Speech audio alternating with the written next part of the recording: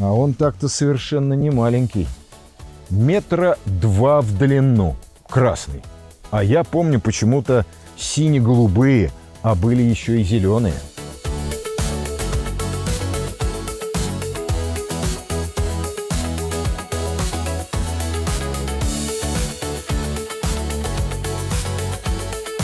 Задние колеса сильно шире передних. Модель Я417 580 на 270.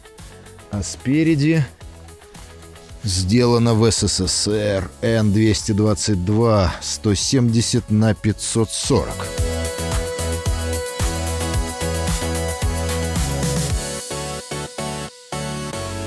Он едет, а я иду.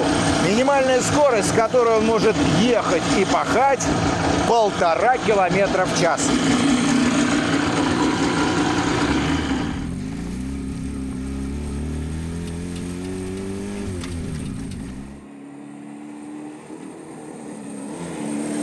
Не можешь дотянуться до ветки, деревья слишком высокие. Лестница не спасает, и голова кружится. Ну правильно, деревья растут, а ты уже нет. С головокружением это тебе к неврологу, а высокие деревья не проблема.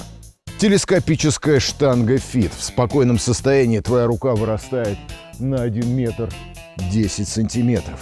Если такая длина тебя не возбуждает, возбудит максимальная 1680. А прибавь сюда цепную пилу, про которую я рассказывал, и зона поражения просто поражает. Штука сама по себе легкая, без батареи и пилы полкило. С батареей и пилой примерно 2 кг. Имеется мягкая вставка для работы 2 руками. И опять повторение, что есть? Правильно, мать учения. Fit on the One. Аккумулятор хорошо уравновешивает высоторезное устройство. И еще... Чисто физически закрепить на штангу можно любой инструмент on the one от Fit. Но работает только пила.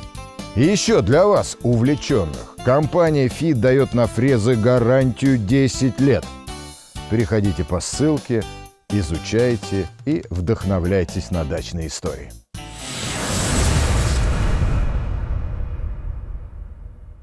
И снова про конец 80-х, 90-е годы. Годы разбитых судеб, годы мечтателей, годы полного развала и хаоса. Но среди калейдоскопа событий рождались и гасли потрясающие проекты. Про один из них сегодня и поговорим.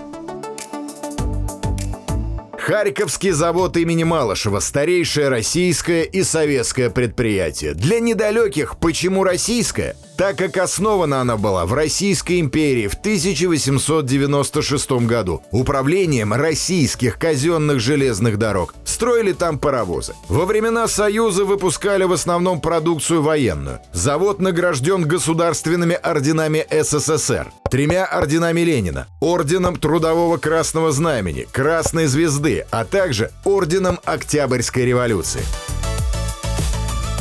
Именно в Харькове в 1940 году началось производство танка Т-34. Славное было предприятие. Но затем случилась перестройка, хозрасчет и конверсия. Кстати, конверсия не в первый раз посещала завод. Первый раз это случилось после Великой Отечественной войны. Итак, конверсия.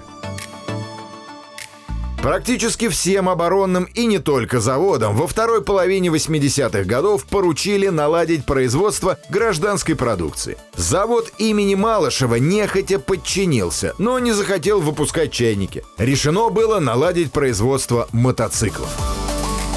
Это мотоцикл. В инструкции по эксплуатации так и написано: 4-колесный мотоцикл. В те годы понятие «квадроцикл» в нашей стране еще не существовало. Итак, начали выпускать данное транспортное средство в 1987 году. Максим Красильников подтвердит. Такая техника пошла в производство и в продажу в 1987 году уже полноценно. Это ЗИМ-6.901 или ЗИМ-350. И вот что удивительно. Мотоцикл проектировался как трактор. Сельскохозяйственная техника для подсобного хозяйства. Поэтому и примененные тут решения совершенно не характерны для современных квадриков. Итак, с чего начать? Начнем с экстерьера. Он брутален. А главное, тут все железное. Капот, крылья, щиток, проставки, бак. Все из неэпического металла, поэтому и вес у Зимы, так ласково называли его в народе, 320 килограммов. Рама не менее мощная и рассчитана на недетские нагрузки. Трубчатая, одинарная, закрытая. Сварена из труб разного сечения. Но самая мощная пространственная конструкция на корме. А корма тут затейливая. То, что вы перед собой лицезреете, и делает из Зима мини-трактор. Навеска. Это заводская гидравлическая навеска. Крепится на 4 точки, поэтому снять, поставить можно очень быстро. Как это работает? Сейчас объясню, потом покажу. От редуктора, который стоит вон там внутри, про него чуть позже, по карданному валу крутящий момент передается к редуктору навески, к шестерням, которые крутят насос НШ-6.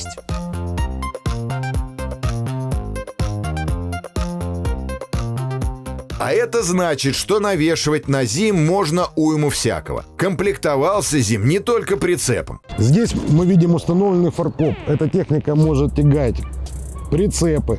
И сюда можно цеплять плуги. Сюда можно косилки. Сюда можно буры. Короче, все, что вашей душе угодно. Здесь есть 3 точки подключения. Кстати, сама навеска очень напоминает КМЗшную.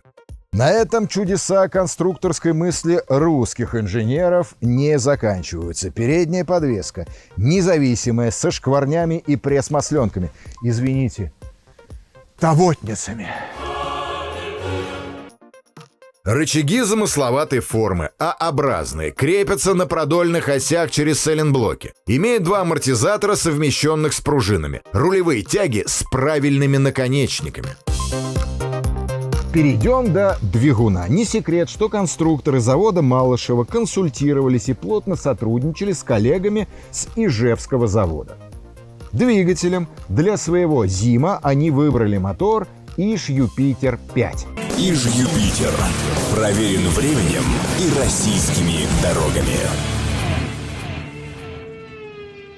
Со временем ты понимаешь, что лучшее время для любой покупки — это сейчас. Через год будет дороже. Так вот, если ты решил купить автомобиль, во-первых, поторопись, а во-вторых, я сейчас тебе расскажу, как это сделать выгодно.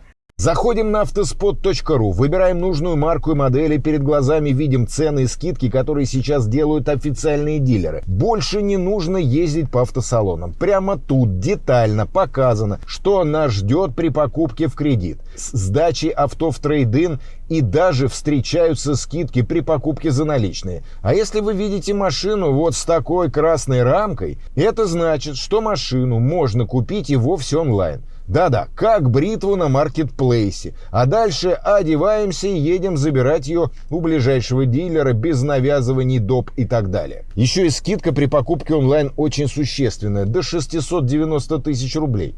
Ну а так как выбрать машину дело не быстрое, поэтому скачал себе на телефон приложение автоспот.ру и в свободное время мониторю. Ага, вот. Вот хорошее предложение. Нравится, оставляю заявочку в 2 клика и поеду посмотрю на него вживую. А для вас я специально оставил ссылку в описании. Не благодарите.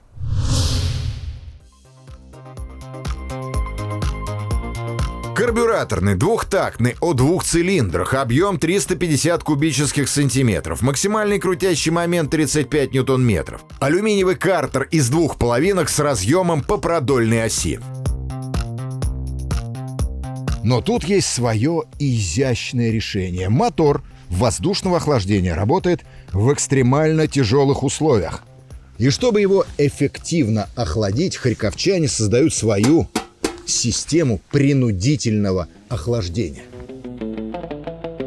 Отдельно был спроектирован корпус центробежного вентилятора, крыльчатка и кожух, по которому поток воздуха обдувает оребрение головок и блоков. Приводится крыльчатка от коленвала через муфту. Соответственно, и коленвал пришлось изготавливать иначе.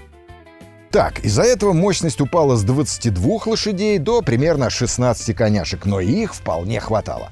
А теперь самое технологически сложное и прекрасное, что есть в этом мотоцикле — задний мост. Справедливости ради стоит отметить, что конструкция была разработана совместными усилиями Тутаевского завода ТМЗ, что в Ярославской области РСФСР, и харьковчанами.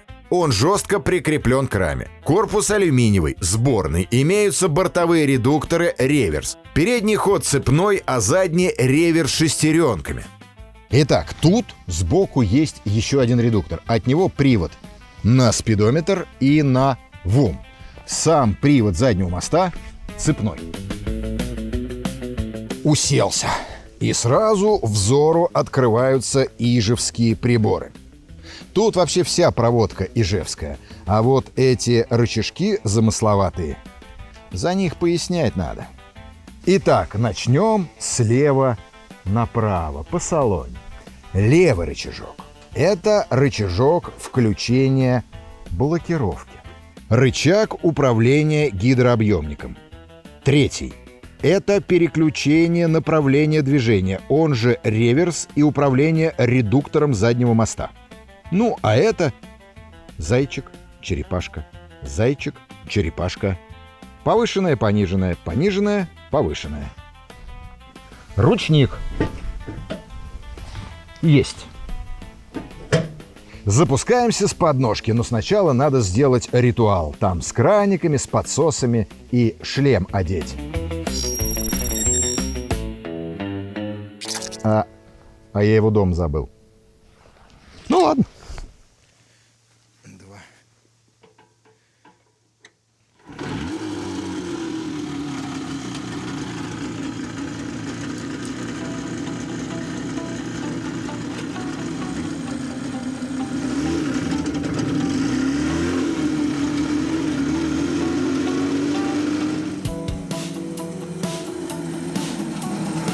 И сразу запах детства, запах двухтактной смеси, запах свободы и восторга, когда в деревне тебя катали на мотоциклах. Когда старшакам покупали мопеды, и ты был, черт побери, уверен, что вырастешь и тебе тоже подарят двухколесную тарахтелку на день рождения, а потом ты купишь себе мотоцикл. Ну что сказать, 4 колеса лучше 2 для меня. Это аксиома. Управление приятное, но тряское, если по бездорожью. Еду не спеша, да и спешить, честно говоря, на трактороцикле бессмысленно.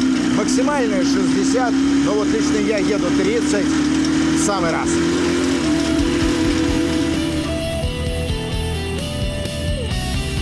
Хотя при испытаниях, по легенде, ЗИМ-350 разогнали до 90 с лишним в час. Поверим, но лучше, тише и расход тут умеренный для нелегкого транспортного средства. 5-6 литров на сотню. При баке в 15 литров хватит сгонять за Кудыкину гору и обратно.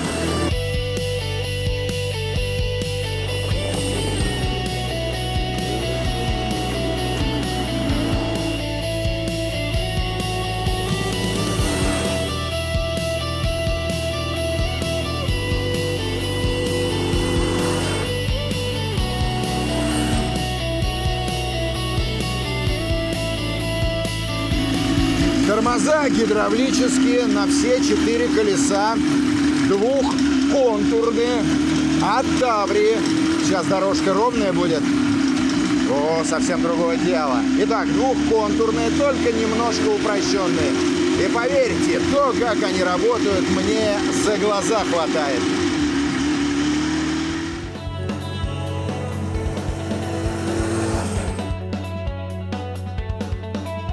А еще, из-за реверса тут 4 передачи переднего хода и 4 передачи заднего хода. А еще учтите понижайку и еще плюс 8.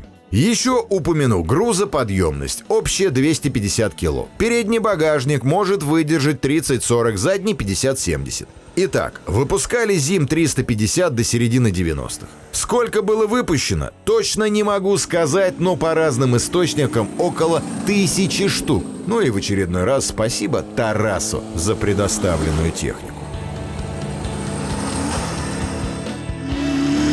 И сразу вопрос, почему не стали популярны ЗИМы?